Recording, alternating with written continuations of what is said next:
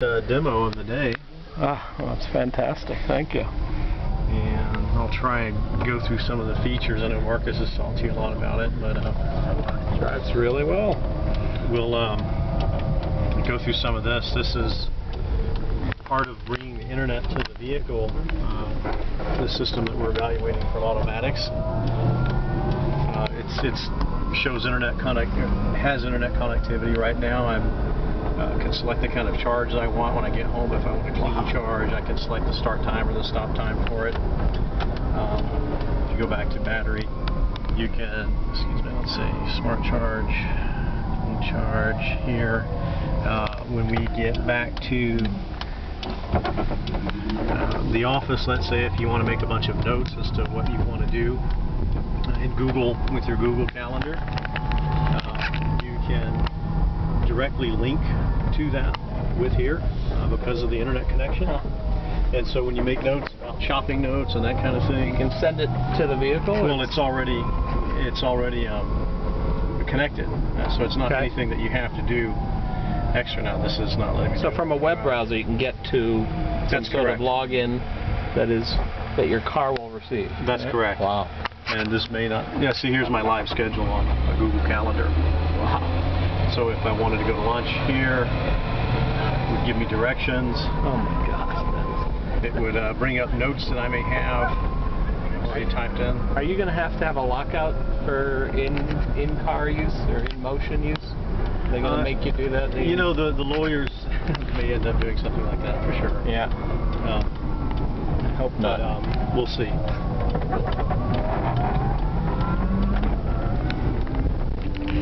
Oh, it feels great. Wow. Because this is a pre-production unit, and this particular one doesn't have the air conditioner installed. Okay. So I do have a fan if it gets warm, and it probably is going to get warm. It will later. Yeah. Nice thing about the composite construction, though, is it has a very high insulative value. Yeah. So it requires very little energy to heat or to cool. It feels very stable, and I'm just surprised somehow that it feels as stable as it does. Most people are unprepared for how well it rides, how aggressive it handles, how it turns, how it steers. Wow. Most people don't really realize that they're riding on three wheels. Yeah. You can feel it slightly as you turn, that it has a drift, or not a drift, but just a slightly different feel as it changes lanes. That's probably just because this whole vehicle is about 6 months behind what's in the computer now. What's going to be built, even though this is closest to pre-production. The suspension geometry, a lot of those things are just dramatic. Well, they're dramatically improved. Even though this is our 4th generation vehicle, I think the leap from here to manufacturing is even much more so. There's a keyboard on here. Wow. You go to this location. So it shows you how to get from point A to point B, and it shows you charging routes along the way. That's what these little charging stations are. And you guys are going to keep a database updated of the charging stations, and it sends it to the car? Yes. This is part of what this company Automatics brings to the table. With navigation, for example, one of the nice features is the range feature, which ties in directly, all these tie in directly with Google Maps, and read the state of charge of the battery, and it draws a circle here on the map telling you how far you can go on your charge. And the inside circle is how far you could go on a round trip. And this is really a neat idea. Live based on the real-time battery information and the real-time Google Maps. If you want to drive somewhere, you can, let's see.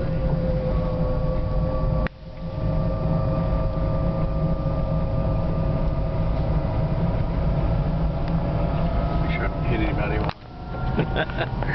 If you want to drive somewhere and get directions, you can go to your recent, let's say, and let's say you want to pick up the museum. That's a recent search. And then you want to get directions.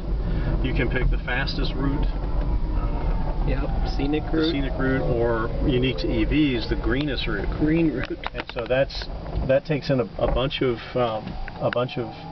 information, like real-time traffic, the grades of the roads, things that all really enable you to use the least amount of energy, which, of course, for an electric vehicle is really important because people are always worried about how much energy they have on board anyway. And what's the D1, D2, D3? Now, these are the different power settings. So right now we're in D2.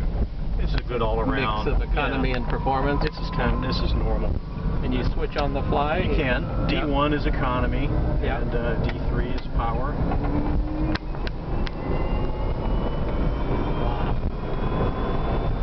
And what's the 0 to 60 on It's D3? about 10 seconds. Yeah. Yes. What kind of reactions do you get driving this thing around? It's pretty varied, but always usually positive. I bet. Most people give a thumbs up. They wave. They give some sense of approval. Yeah. They don't necessarily know it's an electric car, but they probably think it. And they also probably think that it's efficient and it's good for the environment. They sort of get that when they see it, and it just brings a smile to their face. They give a thumbs up or wave. What a treat, Steve. Thank you. And to ride thank you with very much. is just a real pleasure and an honor. Thanks for your pre-order and your support. Excited. Everyone matters to us, so it's really a pleasure to finally give a first official ride to someone that I can't wait. has a pre-order. I'm number 315, so I'm not as low as I'd like, but I'm pretty low on it.